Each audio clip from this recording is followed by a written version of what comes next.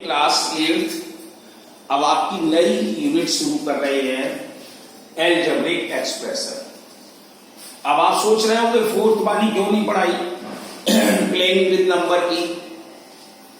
वो मैंने इसलिए नहीं पढ़ाई अभी क्योंकि ये आपको साक्षात सामने बैठे होंगे तभी समझ में आएगा किस नंबर से कैसे हम बदलते हैं आपस में एक दूसरे को। तो इसके लिए हम उसको छोड़ देते हैं और वैसे कुछ यूनिटें वैसे भी छोड़ने पड़ेंगी इस साल, ये तो आपको अच्छी तरह मालूम है, लेकिन अगर समय मिला तो उसको भी जरूर पढ़ाएंगे जब आप लोग होंगे। तो आज हम फिफ्थ शुरू कर रहे हैं अलजेब्रा। अलजेब्रा मींस बीजगणित। ये आपने पहले भी पढ़ा था कि बीजगणित में क्या क्या आता है कि यहां पर हमारे अल्फाबेट आते हैं ए से लेकर जेड तक के नंबर। अब इसके साथ में हमारे न्यूमेरिकल भी चलते हैं जिसको कांस्टेंट एंड वेरिएबल के नाम से जानते हैं। तो उसकी कुछ जानकारी हमको लेनी है। आप देख सकते हैं कि बुक में अपने पेज नंबर 74 पर सब लिखा हुआ है डिटेल में। कॉन्सोनेंट क्या है, कोई भी नंबर अरिथमेटिक नंबर होते हैं वो कॉन्सोनेंट कहलाते हैं। वेरिएबल क्या है, वेरिएबल हमारे जो अल्फाबेट नंबर होते हैं वो x y z a b c जो भी हो ए से लेकर जेड तक के नंबर वेरिएबल कहलाते हैं। अब अलजेब्रिक एक्सप्रेशन क्या है, अलजेब्रिक एक्सप्रेशन वह शब्द होता है जब कॉन्सोनेंट और हमारे कांस्टेंट और हमारे वेरिएबल मिल जाते हैं, यानी numbers numerical number, natural number या होल नंबर और हमारे अल्फाबेट नंबर जब एक दूसरे में जुड़ जाते हैं तो वो हमारे अलजेब्रिक बोले जाते हैं। तीसरा चौथा आता है हमारा टर्म। टर्म हम पढ़ते हैं monomial, binomial, trinomial and polynomial. Monomial क्या होता है, अब ये चीज और ध्यान रखनी है, अलजेब्रा में जो टर्म जो होती है वो प्लस और माइनस से ही बदलती है। प्लस होगा या माइनस होगा तो टर्म बदल जाएगी। मल्टीप्लाई डिवाइड में ऐसा कभी नहीं हो सकता है। ये आप अपने गांठ बांध लीजिए सवालों के लिए, क्योंकि ये आपके 10th क्लास में कम से कम 15 नंबर के आएगी अलजेब्रा, कम से कम। और 9th में तो शायद 25 से 30 तक दे देते हैं। तो आप इन्हीं टर्मों के बारे में बात कर रहे थे हम। तो टर्म भी वहां पर स्पेशली होती है, प्लस और माइनस से बदलती है। ये कैसे बदलेगी वो भी हम आपको दिखाएंगे। तो इसमें मोनोमियल, बाइनोमियल, ट्राइनोमियल, अगर एक टर्म है जैसे कि ये एक दी गई है 5x दे दिया तो ये एक टर्म हुई। अब इसमें इसको मोनोमियल बोला गया। अब हमने बोल दिया 2y। अब आप देखो 5x प्लस 2y, तो ना x y में नहीं प्लस होगा। हाँ एक चीज और बता दें तुमको, देखो ये चीज अगर लिख दी हमने तो सर कहोगे अरे सर 1 2 3 टर्म हो तो गई नहीं, ये बाइनोमियल में ही रहेगी। क्यों, क्योंकि ये दोनों x जो है वो जुड़कर आ जाएंगे सामने, लेकिन ये y नहीं जुड़ेगा। ये आप ध्यान रखना है, ये y कतई नहीं जुड़ेगा। हाँ ये x दोनों सेम अलजेब्रिक नंबर थे, यानी वेरिएबल हमारे सेम थे तो प्लस हो गए। अब आ जाए तीसरी टर्म जो होती है हमारी ट्राइनोमियल। ये देखो 7 जेड कर दिया। अब ये तो 4 दिख रहे हैं देखो पॉलिनोमियल में, लेकिन 5 ही कर दो लोग, लीजिए हमने 5 कर दिए, पॉलिनोमियल से भी अधिक कर दिए, लेकिन जब इसकी टर्म की वैल्यू आएगी तो आप देखो ये 5 to 7 हो गए, ये 2y अकेला और ये दोनों जुड़ गए तो 10 जेड हो गए। अब देखो ट्राइनोमियल रह गया, मोनोमियल था, बाइनोमियल बना, बाइनोमियल से ट्राइनोमियल। और लेकिन यहां देखो 5 नंबर है और नीचे आई तो 3 रह गए।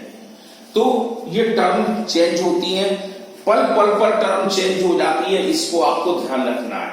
अब जब टर्म हो जाती है तो इसके बाद आता है लाइक और अनलाइक नंबर। लाइक मीन्स कहते हैं एक जैसा नंबर, अनलाइक होते डिफरेंट। अब इसमें देखो लाइक थे तभी तो मैंने बोला था टर्म कैसे चेंज होती।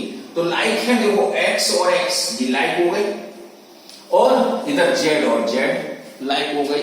अब सपोज दैट और भी लगा सकते थे, यहां पर लीजिए 5x और लगा दिया, तो ये तीनों ग्रुप लाइक है इसमें, और ये लाइक है लेकिन ये नहीं है। अब तीनों यहां पर ये चीज आ जाती है ऐसे, तो ये हम कह देंगे अनलाइक। क्यों? इसमें x है, इसमें y है, इसमें z है। तो जब तक आपको इन चीजों की नहीं जानकारी होगी तो सवाल नहीं कर सकते। अब हमारे पास आता है एक नया शब्द है कोफिशिएंट। कोफिशिएंट हम नहीं समझ पाते हैं तो है क्या ये।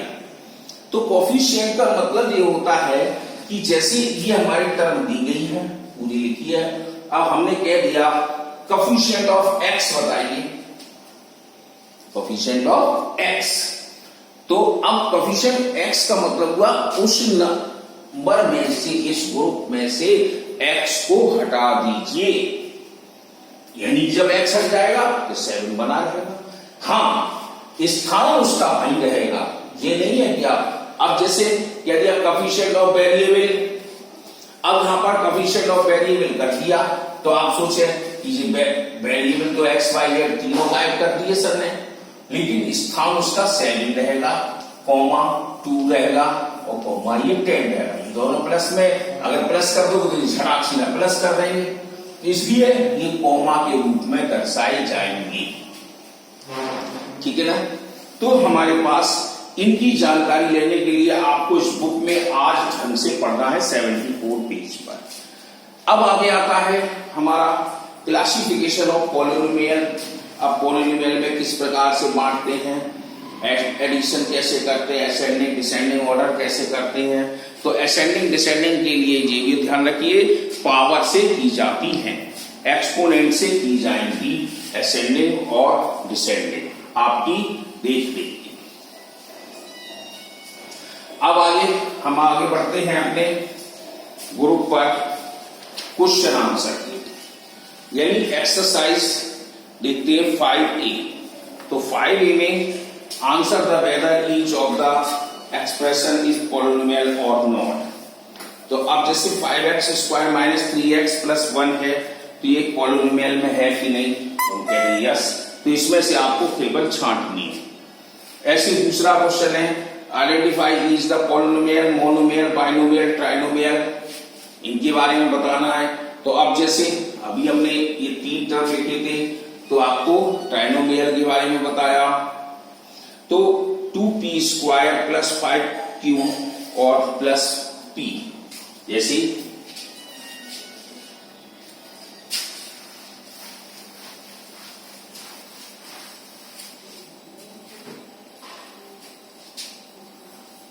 Square plus 5pq plus p। अब ये पूछी जा रही है कि ये कौन सी टर्म है। ठीक, तो हम इसको कह सकते हैं ट्राइनोमियल। क्यों? क्योंकि आप ये देखो, हाँ अगर यहां पर p होते तीनों तो ये मोनोमियल में हो जाते, ये तो तीनों प्लस हो जाते, क्योंकि इनकी पावरें एक जैसी हैं। अब यहां पर ये 2 है, यहाँ 3 है, तो ये डिफरेंस हो गई, ये कभी आपको प्लस नहीं होने देंगे। हाँ, मल्टीप्लाई फॉर्म होता, जैसी ये चीज होता,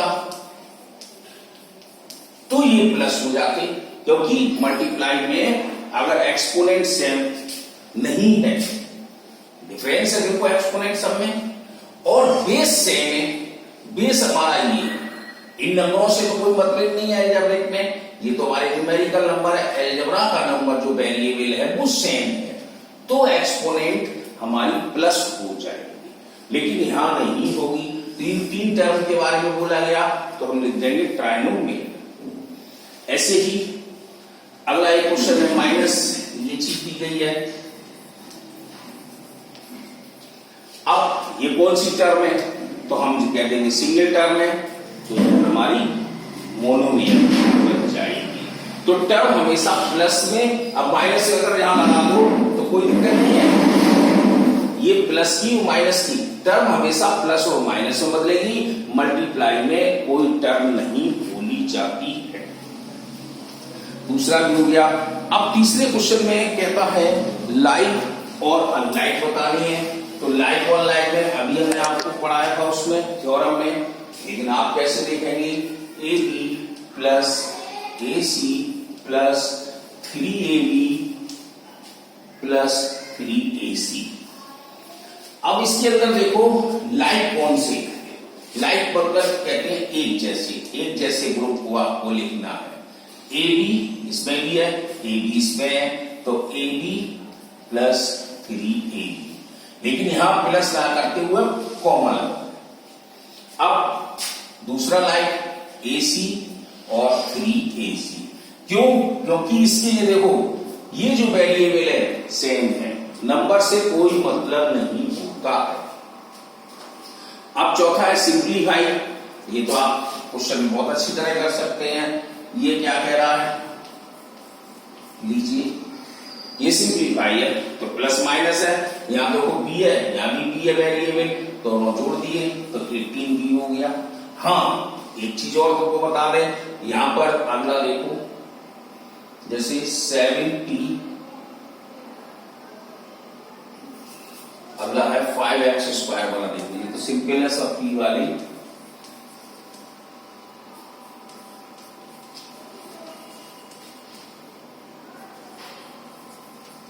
ये चीज। अब तुम देखो किसी पर x² है, किसी पर नहीं है, किसी नंबर कुछ भी नहीं है। यहाँ देखो x² है, यहाँ x की पावर 1 है, यहाँ नंबर में कुछ है ही नहीं, यहाँ भी।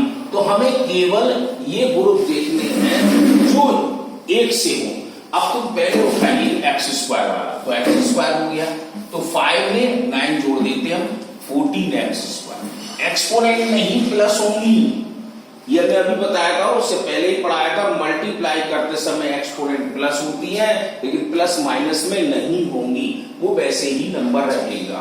अब इधर 8x है, इधर देखो -2x है, तो 8 प्लस का माइनस का 2, तो क्या हो जाएगा प्लस का 6x।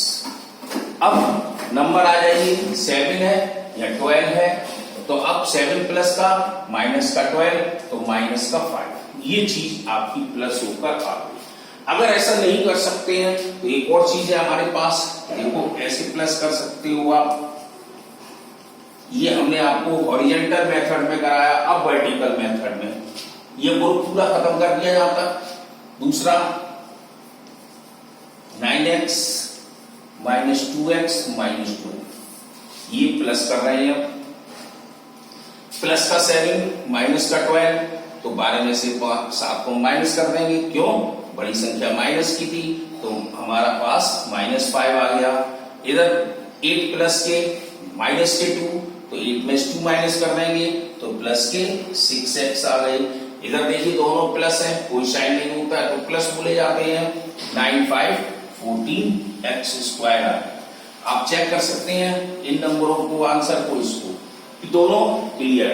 तो दो मेथड थे, हॉरिजॉन्टल और वर्टिकल। ये मेथड सरल होता है, लेकिन यहाँ पर कंफ्यूजन हो जाएगी कभी ना कभी। आप इसमें आप अपना एक एक टिक लगाते जाइए, करते जाइए।